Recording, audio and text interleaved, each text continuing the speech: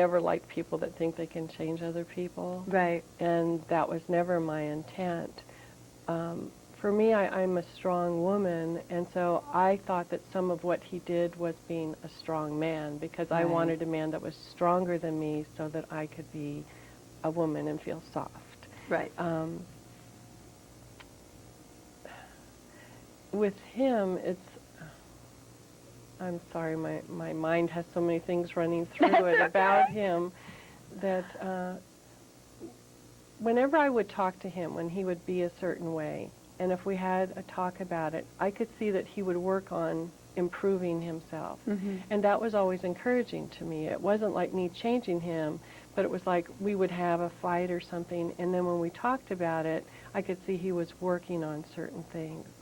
So to me, that was an encouragement, and I thought there was hope, there was, you know, a chance for improvement. Towards the end, I stopped talking to him as far as this is what you did or whatever, because I didn't want him to keep trying to change like that. Right. So that, you know, then I would give him another chance. I had to make a break. And so at the end, and even after I left and he was trying to show me how he had changed, I tried to remain like neutral and just allow him to be who he was so I could see how he reacted, instead of my telling him, you know, you shouldn't react that way in the situation. Right. And it just escalated, the abuse and the anger and who he was. So that just convinced me more and more I need to stay away. Did your son see any of this abuse besides the last day he knew about Most of it I usually try to keep from him and from other people, just because I don't like to badmouth people, and unfortunately that can work against you.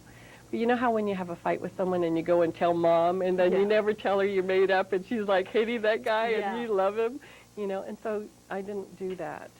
I did confide a lot in Luann, and so she was there, but she'd come and say, oh, he's being so nice and so friendly, and that was usually when he was being the most abusive to me.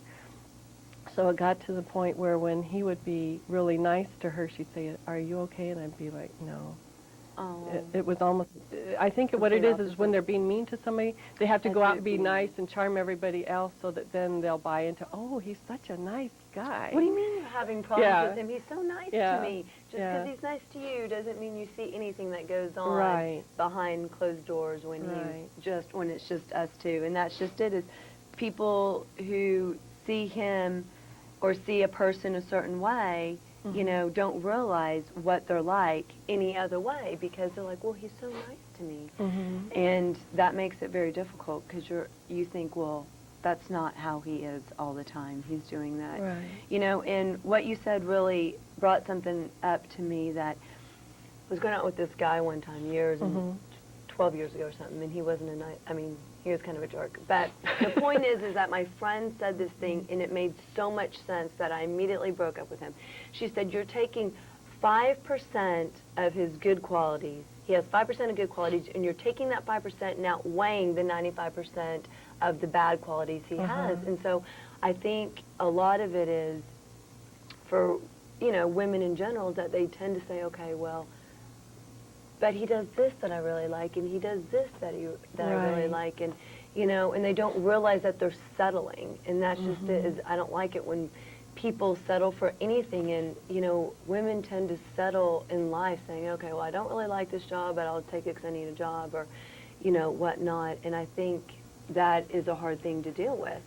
But would you say, how does your cancer and your divorce compare? Because you said, it seems like you've kind of already dealt with the cancer and you're still dealing with the divorce. So how do they compare against each other?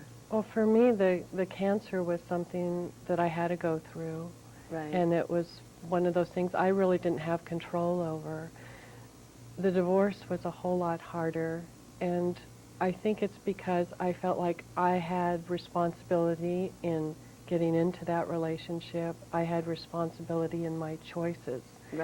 And I'm not happy with some of those choices I made, and realized, you know, hindsight is always better. I wish that I had hindsight at the beginning, but it's just harder for me to deal with, and especially because it won't go away, because he Right. keeps Continuous reminder. doing things in my life that affect me, and will have ongoing effects. So for me, it's just when you feel like your mind is getting settled, something pops up. The cancer, I would not want to go through it again, but that's always a possibility with someone Right. that's had cancer once. But I know the routine now. Right. I just lost a very dear aunt and my dad's cousin to cancer within a few months. And that was really hard because I knew I survived it Right. and what I went through, and I wanted them to survive it. So Yeah. that was really hard watching that. And I think it's harder on the people that you leave behind Right. than yourself.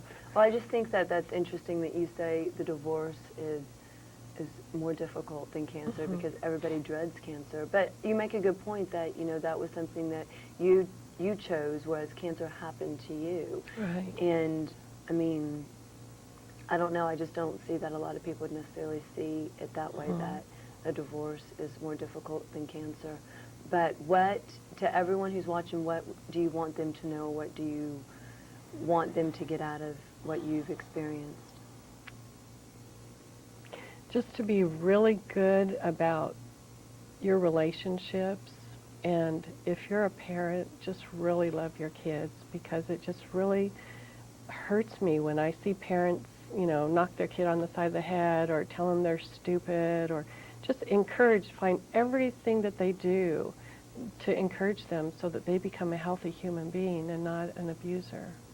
Well, I hope everybody takes that lesson to heart when they're listening to Susan today, and thank you for watching, Jessica, and I'll see you next time on the show. Have a good day. Thank you.